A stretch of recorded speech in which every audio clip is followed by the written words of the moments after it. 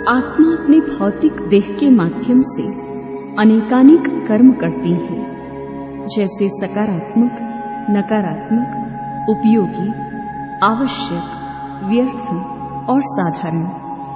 और हम जानते हैं कि हर क्रिया की समान और विपरीत प्रतिक्रिया अवश्य होती है। तो आइए हम कर्मों की गुह्य गति अर्थात क्रिया और प्रतिक्रिया के आध्यात्मिक रहस्य पर विचार करें।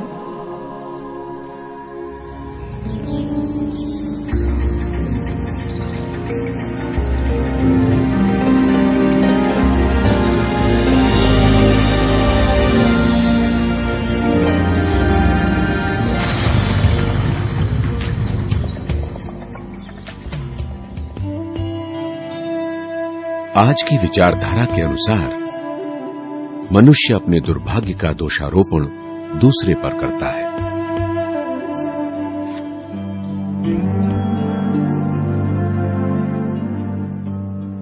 परंतु कर्म सिद्धांत अथवा कारण और प्रभाव के सिद्धांत के अनुसार ये बात स्पष्ट हो जाती है कि हमारे साथ घटने वाली अच्छी या बुरी घटनाओं का कारण क्या है, तथा अपने जीवन को श्रेष्ठ और निर्विघ्न बनाने के लिए हम क्या कर सकते हैं। न्यूटन का तीसरा सिद्धांत ये कहता है कि हर क्रिया की समान और विपरीत प्रतिक्रिया होती है।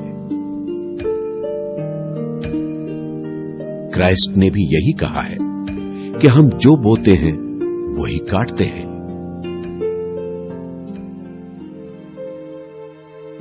यदि हम औरों के लिए कुछ बुरा करते हैं तो निश्चित रूप से एक दिन वही कर्म हम पर भी नकारात्मक रूप से कार्य करता है।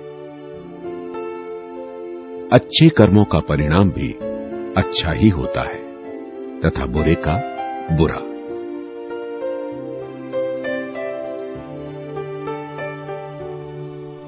कर्म सिद्धांत को पूर्ण रूपेण समझने के लिए हमें पुनर्जन्म के सिद्धांत को समझना भी अति आवश्यक है।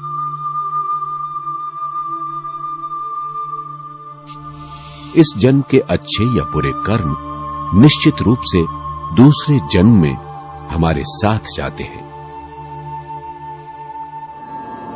वास्तव में हमारे साथ जो कुछ भी हो रहा है वो हमारे ही अतीत के कर्मों का फल है।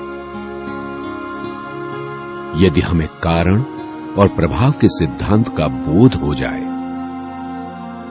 तो हम अपने दुर्भाग्य के लिए किसी अन्य को दोषी नहीं ठहराएंगे, बल्कि खुशी से अपनी गलतियों को स्वीकार कर लेंगे।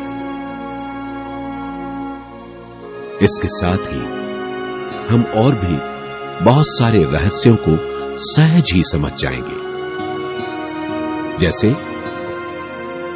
क्यों कोई व्यक्ति जन्म से ही धनवान और स्वस्थ जबकि दूसरा निर्धन और बीमार होता है। कर्म सिद्धांत का ज्ञान हमें हमारे अतीत के कर्म खाते को चुकता करने में मदद करता है तथा भविष्य के लिए श्रेष्ठ कर्म करने की सबल प्रेरणा देता है। अब हम जो भी करेंगे वही हमें भविष्य में प्राप्त होगा।